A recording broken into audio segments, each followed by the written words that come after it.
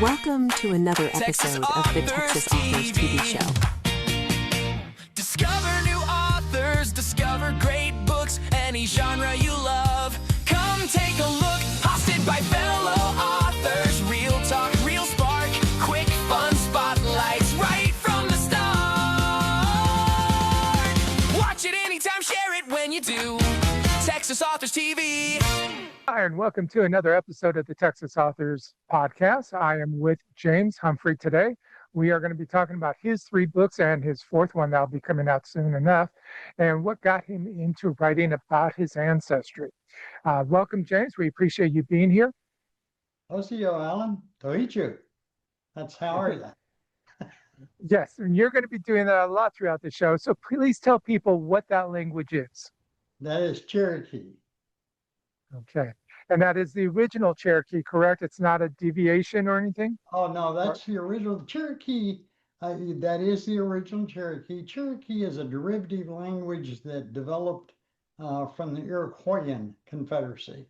So linguists say that its origins are Iroquoian. Okay. And so the obvious question, what got you into writing about the Cherokee? How did it all start? What is the background? About 15 years ago, well, let me start earlier than that. My family has always taught that we were of Cherokee origin, my father and my mother. But it was like everybody else, it was family rumor. About 15 years ago, I hired a genealogist in Oklahoma to research my family history, and she linked me into my Cherokee background, of which my father knew but didn't, in his generation, didn't speak about. His mother was Ella Waters, my grandmother, and I found a picture of her which inspired me to start researching Cherokee history, culture, and language. That original research is what started my writing of historical novels based upon Cherokee history. So not to be insulting, so don't take it that way, but you don't look like what we can typically consider as Native American. And neither do about 85% of the other Native Americans in this country. There's 450,000 Cherokees, and I don't think you could identify by look more than a couple of thousand. Wow. So this obviously, like you said, your father didn't talk about it, so obviously this was not something you grew up with. You just heard the rumors or the little gossip kind of conversations. So when you actually did the genealogy to find your grandmother and to learn more about her, what did that feel like for you? Was it like discovering a whole new life or something? Not only a life, a culture, a language, and that research allowed me to apply for my Cherokee citizenship with the Cherokee Nation of Oklahoma. And I am a Cherokee Nation of Oklahoma citizen. But it opened up a new world. In fact, Cherokee spirituality is so rich, and delving into it is fascinating. Okay. So I want to try to keep this on track because there's so much to talk about here. I mean, it's fascinating to discover this. When you started with your grandmother, as you said, that started you wanting to write about it. So tell me about the first book that you wrote. I wrote I wrote a Cherokee trilogy. I wrote the second book first, named the hero after my grandmother, Ella Waters. And I went directly to probably the most dramatic portion of Cherokee history, which of course is the Trail of Tears, and all of that era. Now, my grandmother was not on the Trail of Tears. She was an early settler, meaning she moved to Oklahoma prior to the Trail of Tears. Her family did. But that's what really got me started. and the research around the Trail of Tears and the events that that caused it, and the aftermath. So, second book, Cherokee Rose, covers this Waters woman's journey through that section of turbulent Cherokee history. Were you being considered basically a white person? Definitely. How did that affect your research and also what you discovered? I think it gave me an open mind. As I delved into to Cherokee history and culture, I discovered that there was a richness there that was as rich as my white culture and background and language. And it was like it was an exploration of something new, which now, 10 years later, feels secondhand. But at the time, it was a process of discovery. What would you say were the emotions you were going through as you experienced this? Much empathy. Empathy with my grandmother. I had this beautiful picture of my grandmother as a beautiful young lady, and with very hard-worn, hard-worked hands and haunting eyes. And the discovery of her culture and her people and her history and her language, with that photograph in my mind, was a haunting deja vu kind of experience. In fact, several years ago, I was in the hospital and for an operation, and in the recovery process, woke up one morning and looking out the window of the hospital, almost felt like nature was talking to me, like a Cherokee would, like those Cherokees back then would, the ones that talk to animals. And it was an awesome experience, one that affects me today beyond my writing, into my own personal philosophies of life. You said you were in the hospital. I assume that was after you wrote about Cherokee Rose? Yes, yes. Okay. So for Cherokee Rose, you delve into who your grandmother was and what she went through around the Trail of Tears. Yeah, the forced removal. What do you think was the key issue that led up to that happening, and how did you approach that? I I decided to open my book just prior to the forced removal and the trauma to the Cherokee people that happened before the relocation. They were gathered into internment camps in Georgia, and treated in inhumane conditions as they were being held and gathered for the first detachment to head to Indian Territory. And I began my book just prior to that and to the explosive events in Georgia that really led to the forced removal, which was primarily the gold discovery in Dahlonega. And that gold discovery in 1930, no, I'm sorry, 1837, that gold discovery, I'm real bad on dates, 1837, that gold discovery in Dahlonega made all the Cherokee lands and their ownership of those lands suspect, because people wanted to come in and steal those lands to mine gold. And much of the Cherokee background at the time, I set my person as a small plantation owner who Ella's father, and gold is discovered on his land, which makes white exploiters began plotting to take over that land. We are at that point where we do need to take a break for our sponsors, but we'll be right back and we'll continue on with the other two books for the Cherokee Nation. Thank you.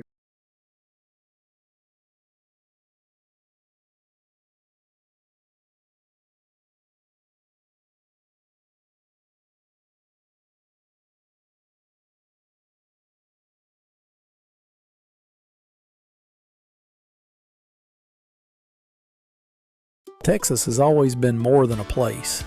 It is a story still being written. From history and heritage to imagination and innovation, the voices of Texas help shape who we are. Road to Texas 200 is a statewide journey to celebrate readers, writers, history, and the literary future of Texas. We are building momentum toward March 2nd, 2036, the 200th anniversary of Texas. For authors, it is a chance to be seen, supported, and celebrated as part of Texas literary history. For readers, it is a chance to discover powerful voices, unforgettable stories, and the people who help tell the story of Texas. This is more than a campaign. It is a chance to help Texas read, remember, and rise together. Join the journey. Take part in the Road to Texas 200. Visit roadtotexas200.org today.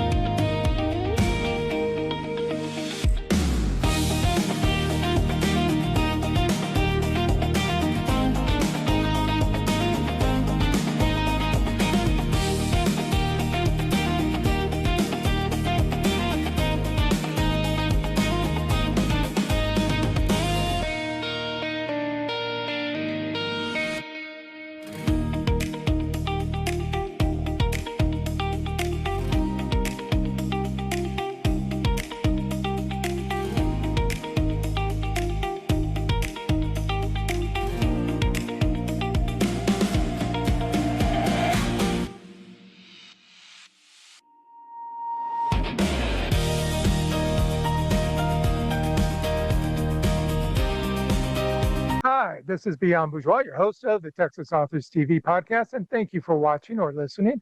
We are back with our author, James Humphrey, who has written about the Cherokee Nation and discovering his roots and stuff. In the last episode or segment, we were talking about your second book, which is Cherokee Robes, which you wrote first, but you ended up going back and starting the first book. So tell me about the first book and how you chose to go back in that respects. In the second book, Ella's father is a half Cherokee, half freedman, and I found him very interesting.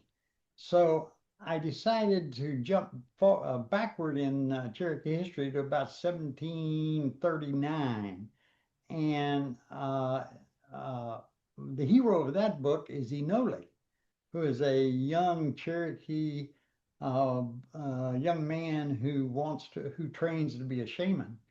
And in that training and in that discovery process, he meets his best buddy, which is Benjamin Waters, who in the second book is the father of that hero. But book one follows Benjamin and Enole's discovery and development of Cherokee history from the 1739 on to the forced removal. It's much, book one, Cherokee Rock, is much more Cherokee than book two.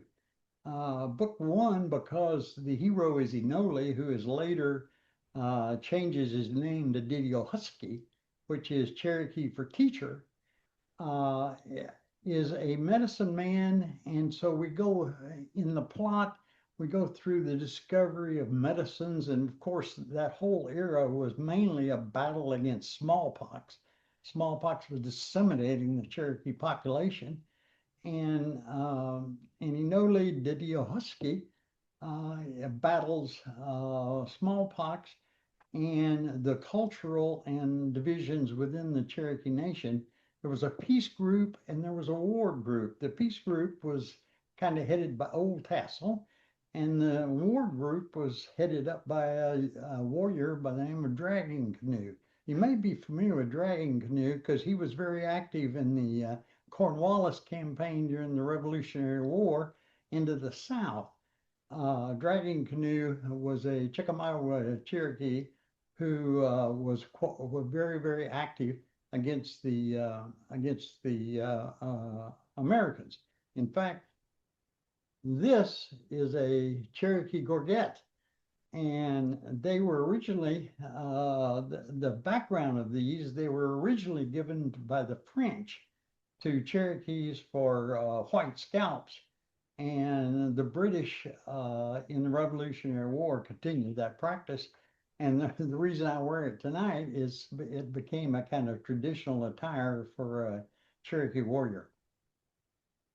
Interesting. Excuse me.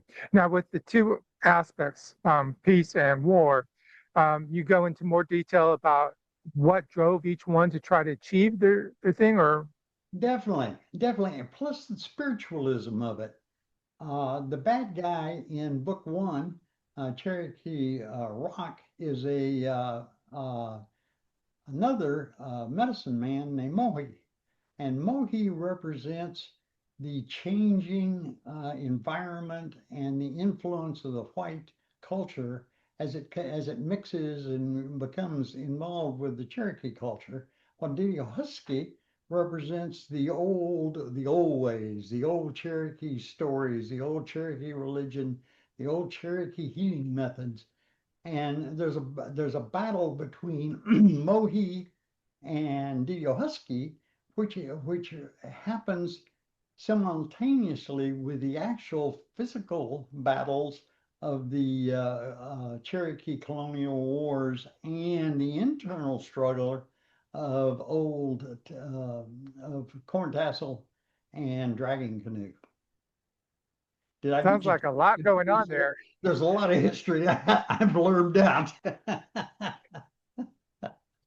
So did you find that, since you did the research on your first or your second book, Cherokee Road, excuse me, you had a lot of research already built for this book. Did you end up using it, or did you still have to go and discover even more?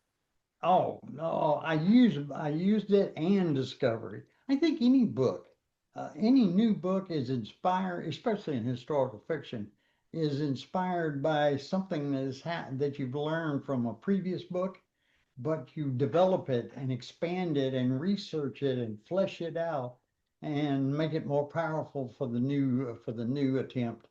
And that's what happened with Cherokee Rock. I used the old Rose research plus went in depth in this new era of that I was researching.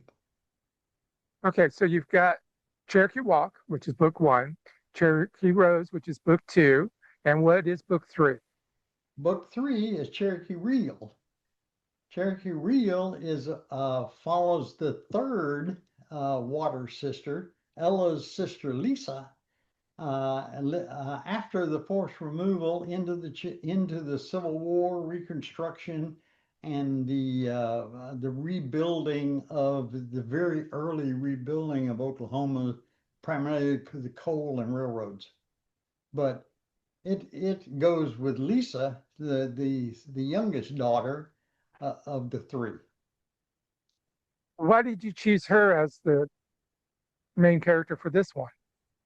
I said they're real. Ella Waters had two sisters, Bella and Lisa, and so I was just staying with the family tree and just setting them back about 100 years, but staying with with the family people.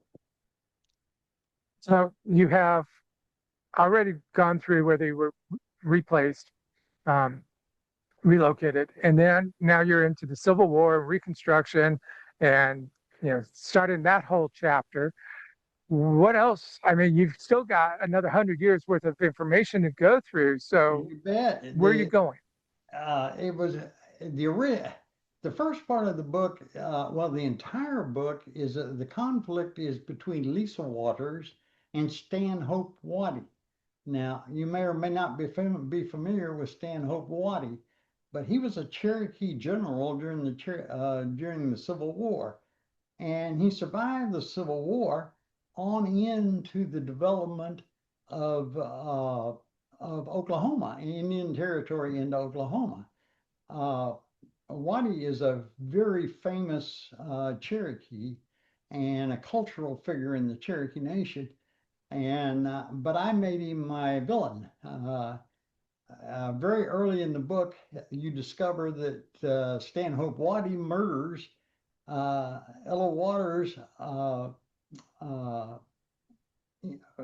Murders Ella Waters, and Lisa, the daughter, takes a lifelong battle with this man to extract blood law revenge.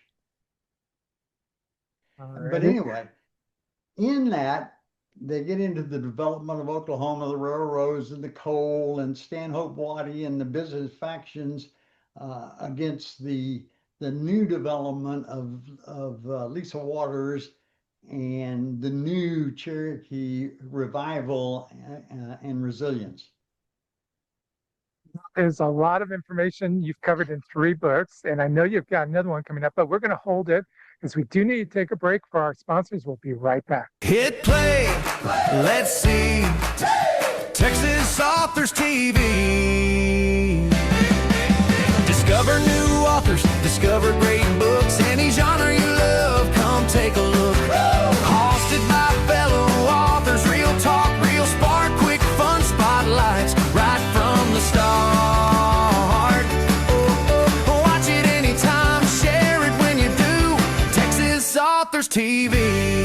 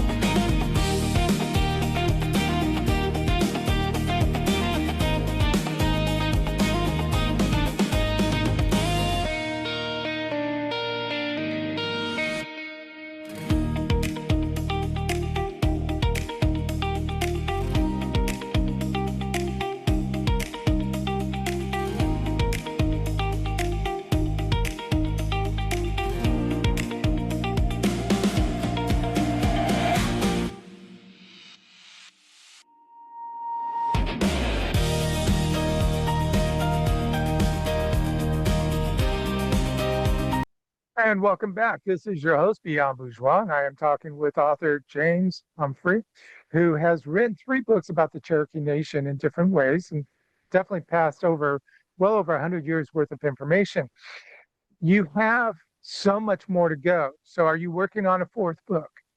I am. The title is Cherokee Road, and it follows a descendant of the Waters family into Texas with Diwali, who is Chief Bowles in Nacogdoches, and the new battle against the Cherokee, mainly headed up by Mirabeau B. Lamar, and through the Texas Revolution and to Diwali's death, which was the end of and then the Cherokee expulsion from Texas by the Mirabeau B. Lamar government. Okay. Out of curiosity, because I know the Cherokee Nation has definitely read your books and has you've been in communication with them and stuff like this. How are they responding to you and to your books? It's mixed. There's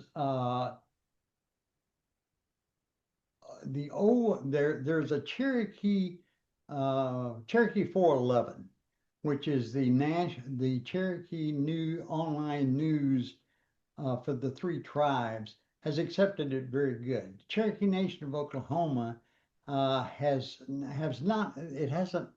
they have not accepted it. They have just not been very supportive or verbal, and part of that's political. It's much of without getting into the politics, today's politics of Cherokee Nation.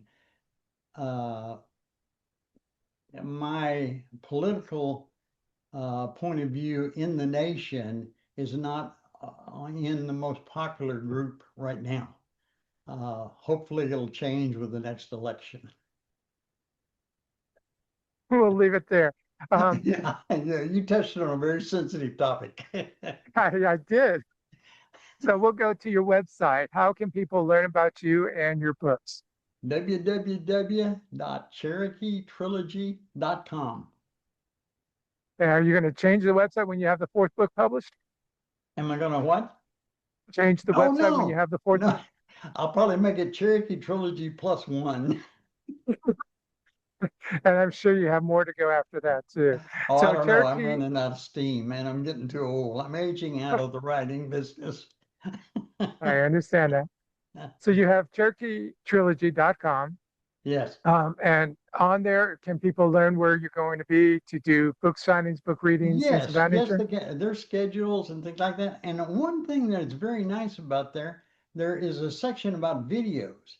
And I have a separate video on produced by Cherokee 411 about each book, and then an overall 45-minute video about all 3 books, which are available free for download. And we're getting a lot of downloads nationwide from libraries, and through a form you can connect and call. And what happens? They present their program, and then Zoom call me for a Q&A after a free Q&A after the presentation. So you'll see 2 video symbols if you go to the website. That's one, and the other is a speech I gave about the particular problems of being a Cherokee author at the National Historical Novel Conference in Las Vegas at Caesar's Palace last year. So those 2 videos are both, you're welcome to check them out and see my point of view on both. I have one final question for you, and we ask this of all of our authors. For somebody who is happening to watch you, who is interested maybe in the same type of background, their ancestry, what would you recommend for them to get started? Authentication. Everybody thinks they're Cherokee. Everybody is the son or daughter of a Cherokee princess. If you think you're Native American, get it authenticated. Because if you write about Native Americans and you're not one, you're walking into a minefield, publicity and legal minefield. I can imagine. It would be pretty much the same as if you were writing about African Americans and you're not. That's correct. Yeah, That's correct. And now it's funny you say that. I write about African Americans, but I write about them from the Cherokee half that they are. So, there you go. Which I understand much easier. Anyway. Okay. Well, I want to thank you for being with us today, and we wish you the best of luck. The go honey, which is, I hope you and I see each other again. Texas Authors TV is produced by B. Allen Bourgeois for the Texas Authors Museum. Copyright 2026. If you would like to become a sponsor, please email us at texasauthors@outlook.com. If you would like to be on the show, please email us at texasauthors@outlook.com. Music is Frolic of Words, created for the show by Happy.